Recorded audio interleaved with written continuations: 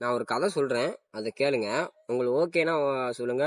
யாருனாலும் நடிக்க வரலாம், எனக்கு வாட்ஸ்அப் குரூப் நம்பர் நான் கொடுத்துருக்கேன். நீங்கள் வாட்ஸ்அப்பில் வந்துட்டு எனக்கு ஹாய்னு மெசேஜ் பண்ணுங்கள்.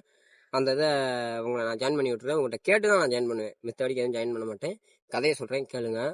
ஒரு ஸ்கூல் பையங்க, ஒரு 4 ஸ்கூல் பசங்க, அதாவது ஸ்கூலை கட்டடிச்சிட்டு ஒரு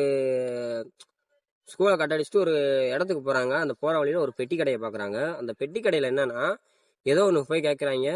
கேட்கும்போது அந்த பையன் என்ன சொல்கிறான்னா, ஒரே வார்த்தை சொல்கிறது. அந்த கடைக்காரன் என்ன சொல்கிறாருன்னா, ஏய் தம்பி, நீங்களாம் சின்ன பையங்க, அதெல்லாம் உங்களுக்கு நான் கொடுக்கக்கூடாது, நீங்கள் ஸ்கூல் பசங்களா இருக்கீங்க தம்பி அப்படின்னு சொல்லி விரட்டி அடிச்சிடுறாரு. நீ கொடுக்குறியா உங்கள் அம்மால ஏய் அப்படின்னு சொல்லி ரவுண்ட் அப் கொடுக்காங்க. அதாவது அந்த பையங்க எந்த அளவுக்கு ஒரு இது கேட்காங்க, அந்த போதைப் பொருளை தான் கேட்காங்கன்னு அவருக்கு தெரிஞ்சு போச்சு. அது தெரிஞ்சுட்டு தான், வேண்டாம் தம்பி, நீங்கள் ஸ்கூல் பசங்க அப்படின்னு சொல்லி நிப்பாட்டுங்க தம்பி, வேண்டாம் தம்பி அப்படின்னு சொல்லி சொல்கிறாப்புல. இவன் என்ன சொல்கிறான்னா, இல்லை நீ கொடுக்குறியா உங்கள் அம்மாவில் உடனே நான் இங்கேயே குத்திப்பட்டு போவேன் ஏய் அப்படிங்காங்க.